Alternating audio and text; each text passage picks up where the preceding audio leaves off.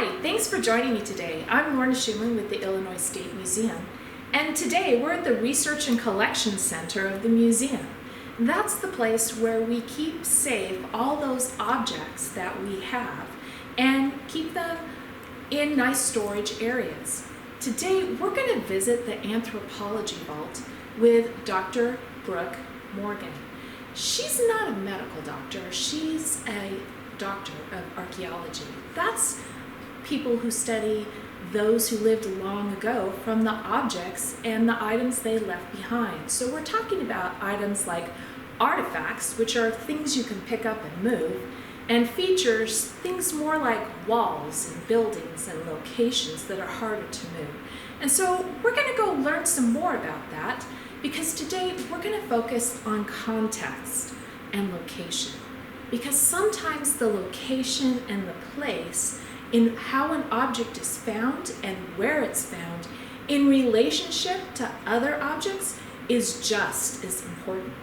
So, are you ready? Let's go see what Dr. Morgan has to say for us today. Hi, Dr. Morgan. I brought some friends with me today, and we're learning a little bit about location and context. I figured you had some stuff you could show us. That's great. Thanks, Lorna.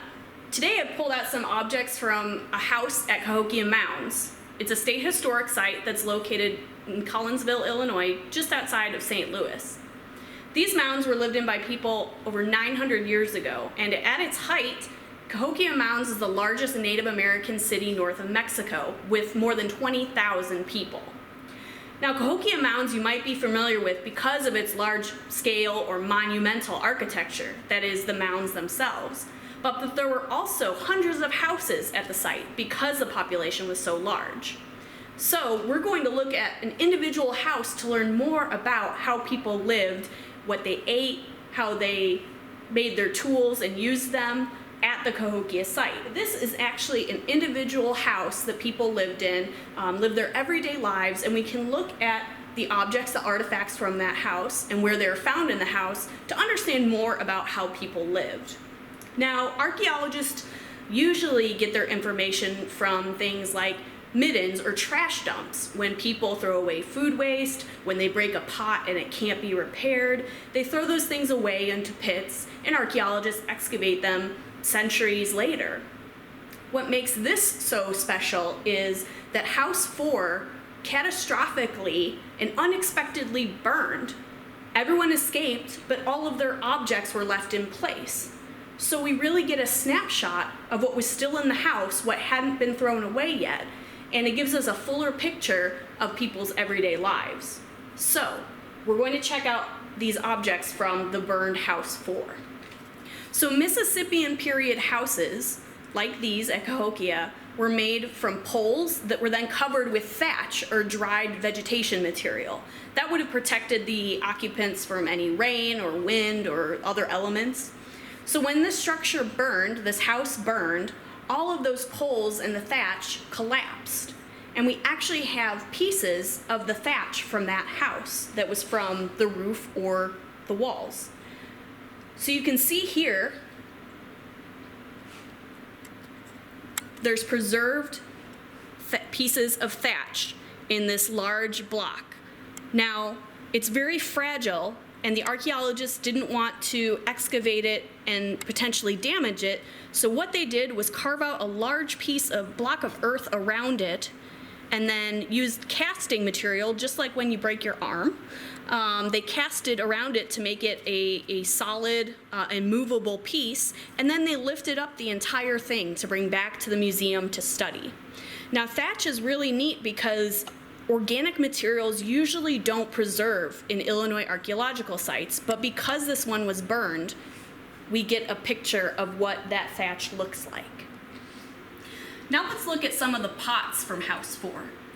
Usually when archaeologists look at pots or ceramic vessels, they're in a lot of little pieces from those trash pits that I was telling you about. It's rare that we find a whole, complete pot. But in House 4, because it was abandoned so quickly, and these pots were still usable, we found 19 complete pots in House 4.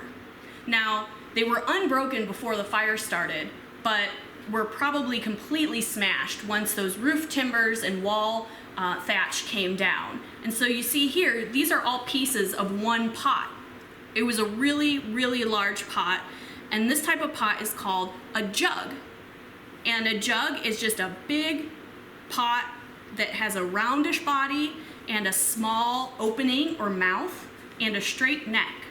And that's important because it limits access to the top, and so you can't necessarily scoop down in, but it also helps prevent spillage. So these pots, these jugs might have been used for storing liquid, something like water or corn soup or oils or any other liquid, and this tall neck might have helped prevent spillage. So this one in particular, this pot was too large to completely glue back together, but archaeologists estimate that it could hold over 50 liters, and that's about equivalent to over 13 gallons of milk, if you can picture that. This is another jug that was found in an area near the one we just looked at. This one, archaeologists were able to carefully piece back together, and you can see it was glued by archaeologists, and there are some pieces missing, like here. They were probably too small or too degraded and crumbly to glue back as part of the pot. But this jug would have been used for storage as well. Over here, we have a jar. And a jar is a little bit different than a jug because it doesn't have that tall neck and the opening is wider. So jars were used for a variety of things, but we know that this one was probably used for cooking and not storage. We know this for a couple reasons. One is that it has these small loop handles. Now, this doesn't look very functional, like you could use your fingers to pick it up.